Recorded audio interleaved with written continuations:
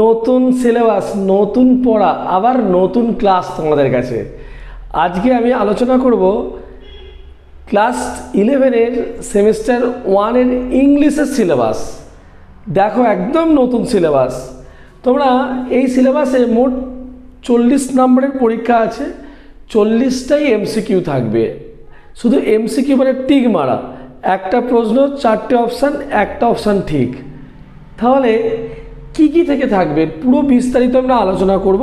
পুরো ভিডিওটা তোমরা দেখলে তোমাদের অনেকটাই ক্লিয়ার হয়ে যাবে। তোমরা সাবজেক্টকে পড়ার আগে সেই সাবজেক্টের সিলেবাসটা মোস্ট ইম্পর্টেন্ট। তো সিলেবাসে কি আছে তোমাদের প্রত্যেকেরই জানা দরকার আছে, তারপর তোমরা স্টেপ বাই স্টেপ পড়াও।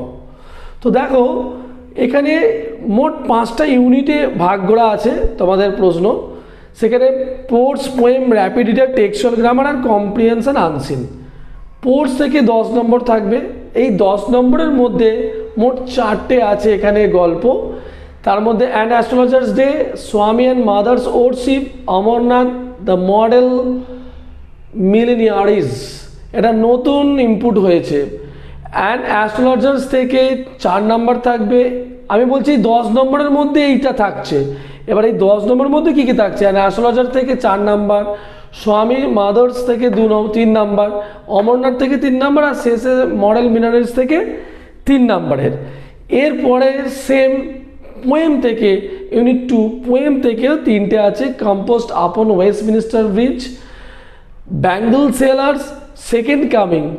দেখো কম্পোস্ট আপন ওয়েস্টমিনিস্টার ব্রিজ থেকে 4 নম্বর থাকছে, এখান থেকে 3 নম্বর, আবার এখান থেকে 3 নম্বর।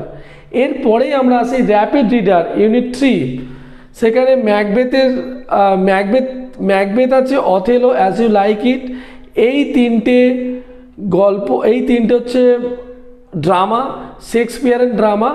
এখান থেকে ম্যাকবেথ থেকে 4 নম্বর থাকবে, ওথেলো থেকে 3 নম্বর, অ্যাজ ইউ লাইক থেকে 3 নম্বর। র্যাপিড রিডারের টোটাল 10 নম্বর থাকে। 10 নম্বরের মধ্যে 5টে বিভিন্ন ধরনের প্রশ্ন। স্টোরি অফ অ্যান আওয়ার এখানে আছে কি 4 নম্বরের। এইটা দুটো নতুন, the story of an hour and open window, এটা 3 নম্বর। এইটা এই দুটো আর দ্য মডেল মিনারিস, এই 3টে এবছর 2025-এ ইনপুট হয়েছে এখানে তোমাদের সিলেবাসে। দেখো স্টোরি অফ অ্যান আওয়ার থেকে 4 নাম্বার, এখান থেকে 3 নাম্বার, ঠিক আছে। এবার টেক্সচুয়াল গ্রামার কী হবে? দেখো এই ইউনিট 1, ইউনিট 2 থেকে, অর্থাৎ পোর্টস আর পোয়েম থেকে টেক্সচুয়াল গ্রামার থাকবে। কি কি থাকছে তার মধ্যে?